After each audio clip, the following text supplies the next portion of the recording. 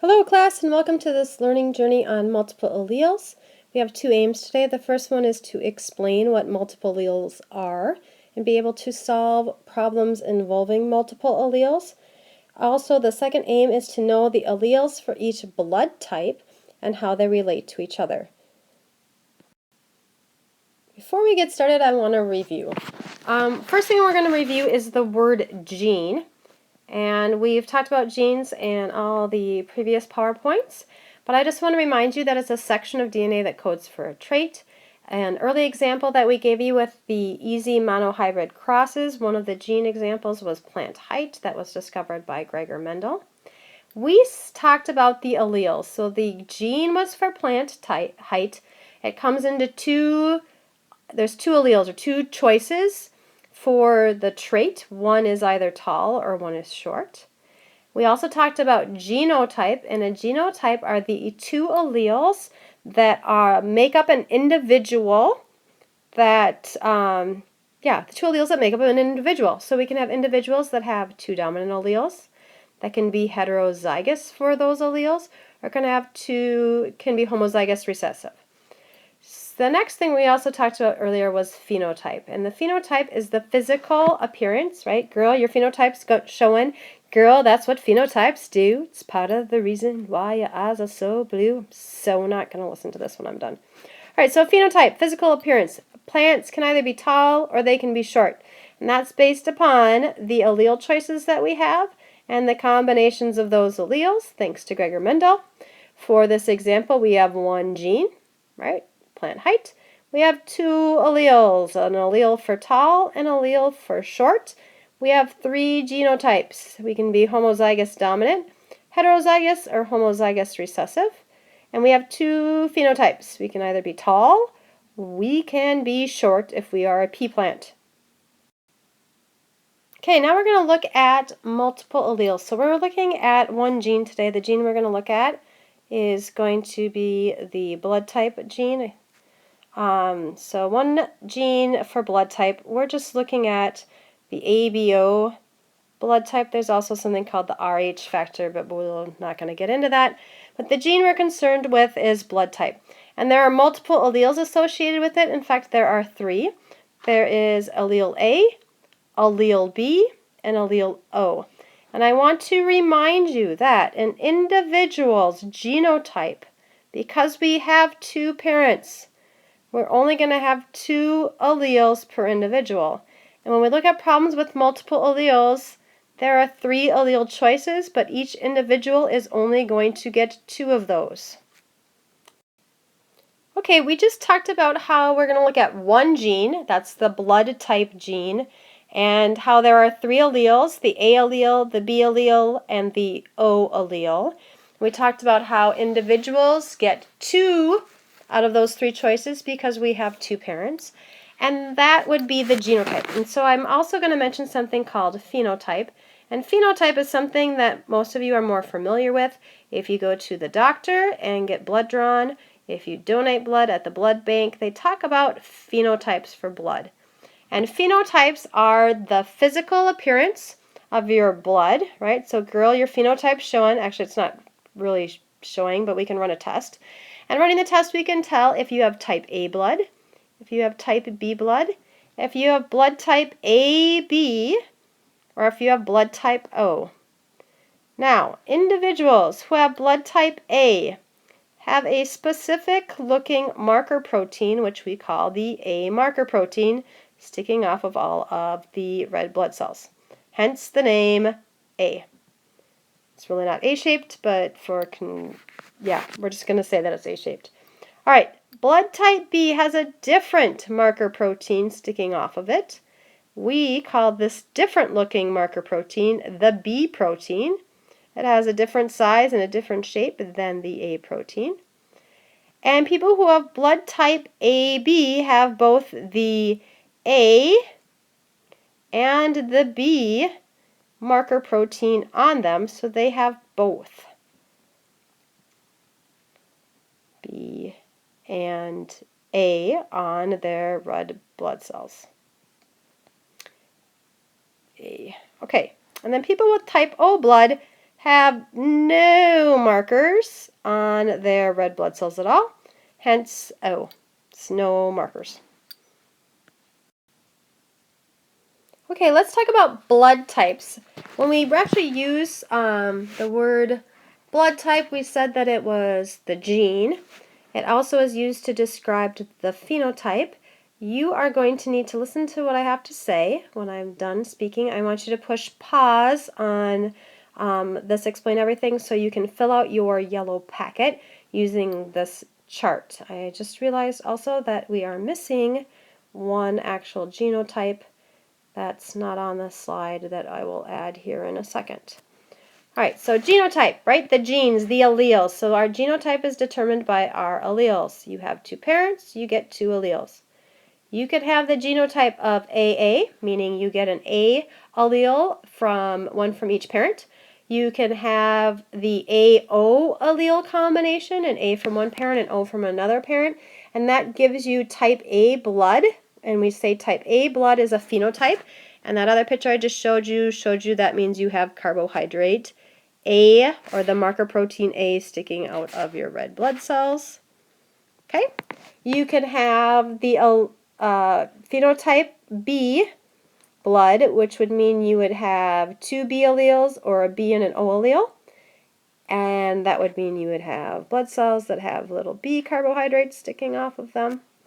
You can have type O blood. The only way you can get type O blood is if you have each parent give you an O allele.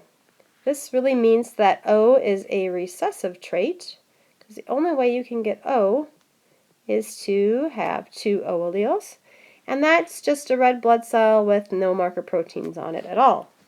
And the one that I forgot to write down is type or genotype AB blood. So you get an A from one parent, an A allele from one parent, a B allele from another parent, and that would actually give you type AB blood. And those, like I talked about earlier, actually have both the A and the B carbohydrates on them, and that shows codominance. So A and B show codominance, and type O, because of the nature of type O, which means no marker proteins, it essentially acts as a recessive trait. All right, I want to make sure that you push pause, write down these blood types in your yellow packet in the little portion where there's the chart. You're going to need this information to do the following problems. It's not going to be given again. This is essentially going to be the key that you will continue to use, so you don't need to write a key for the rest of the problems in your packet, provided that you can actually see this on your assignment sheet. All right, now that you've written your key, we are going to do the sample problem, so that's the shaded in area underneath the key that you just drew in for blood types. And we are going to have two parents, and their genotypes are already given, so they both have the same genotype. They have a B allele and an O allele, and if I look on my chart, that tells me that they both have type B blood. And if you look on your chart, if you have type B blood, you can have either two B alleles or a B and an O allele. And in this case, these parents have a B and an O allele. We're going to do a Punnett square. So it's going to look, it's going to be a 2 by 2. Draw out our square. Hey, look at that. I got like mad skills today. And, whoop, maybe not. I already mucked it up. Alright, so here's our Punnett square. I have one parent that has a B allele and an O allele, so half of the egg is going to get B's, half of the eggs are going to get O's, and then for the male, half of the sperm are going to get B's, and half of the sperm are going to get O's. And when this B combines, that B egg combines with this B sperm, I'm going to get a kiddo that has two B alleles. And this box over here, I'm going to get a kiddo that gets a B allele from dad and an O allele from mom. And I'm going to just make sure I write this down. So this over here comes from mom, and those are her eggs. Just a quick reminder, it doesn't hurt. And over here is dad's sperm. Okay.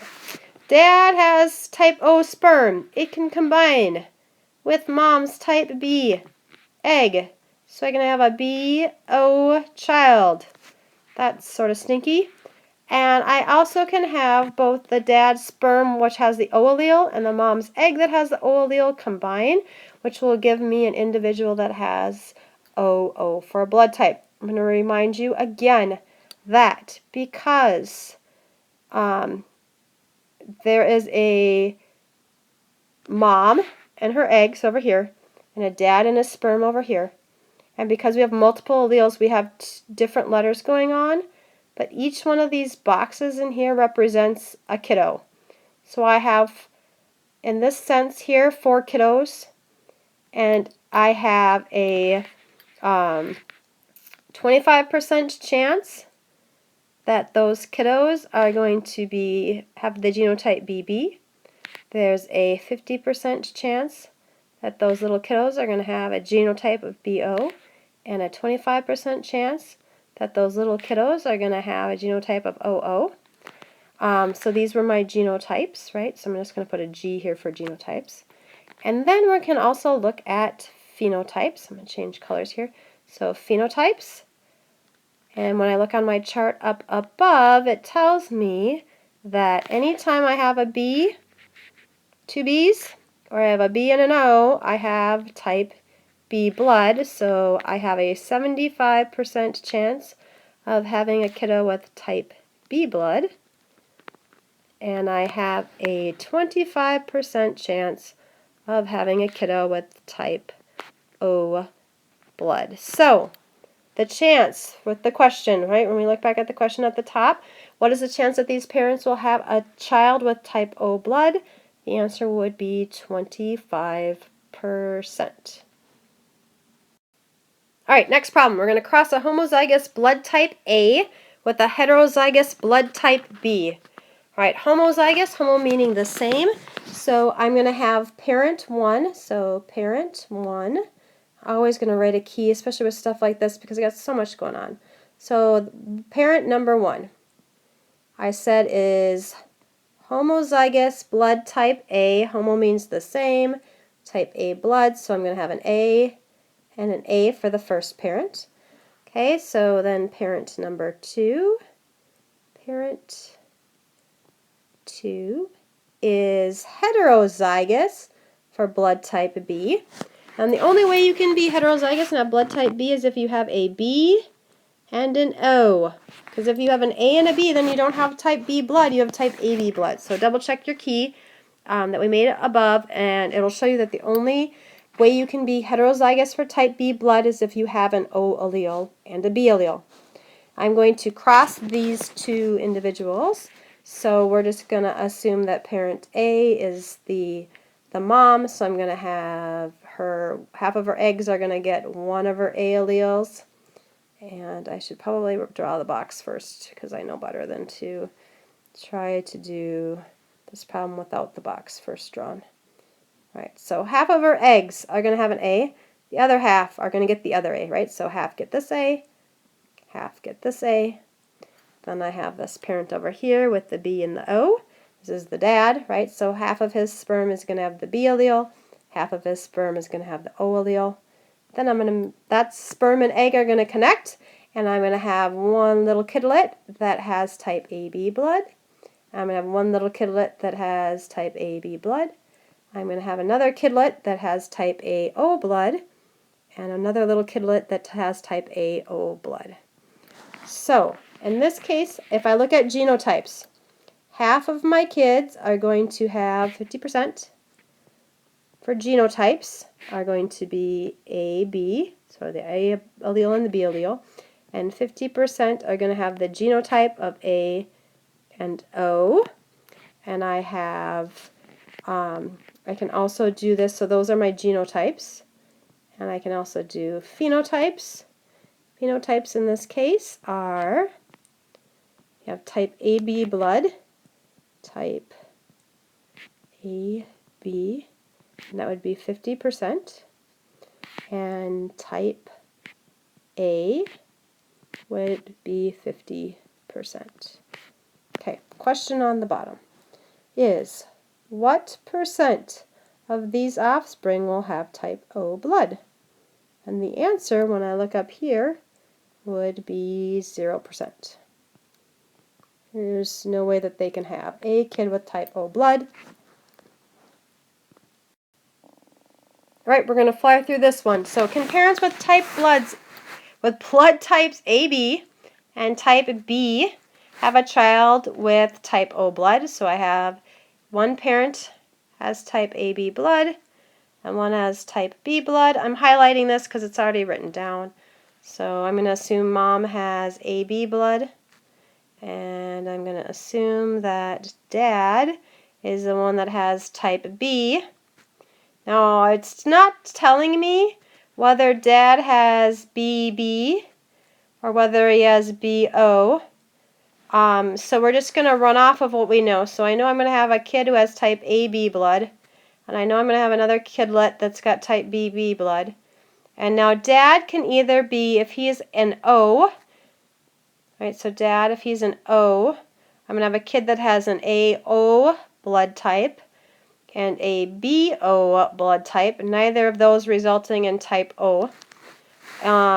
So I know for sure that this doesn't work. If I want to try and see about the BB, so I'm going to change this into a B. Oh, that's also almost good. Not quite. Then you can see that I have kids with, that's pretty sad. That's why I don't teach art. Okay, or even like calligraphy or spelling or handwriting skills. So here's my really sad type BB dad. And even then, you can see that we have a 0% chance of having a kid with type O blood. It doesn't matter whether dad is type AB. I'm sorry, it doesn't matter if dad's type BO or if dad's type BB. When one parent is AB, then there is a 0% chance that you're going to have a kid with type O blood. All right, last question. What are blood types of parents who have kids with type O, type A, and type B blood? So we're going to actually be doing what I would consider to be a backwards Punnett square, or a Punnett square from the inside out. So I'm going to draw my Punnett square, and I know what my kidlets look like, but I don't know what my parents look like.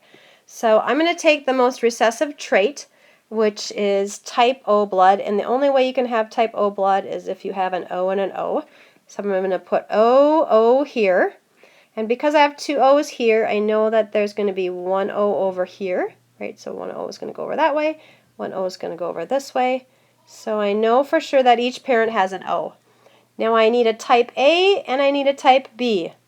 So because this O is here, I know that by going up, I'm going to put an O here. And I know that I'm going to go over and put this O over here.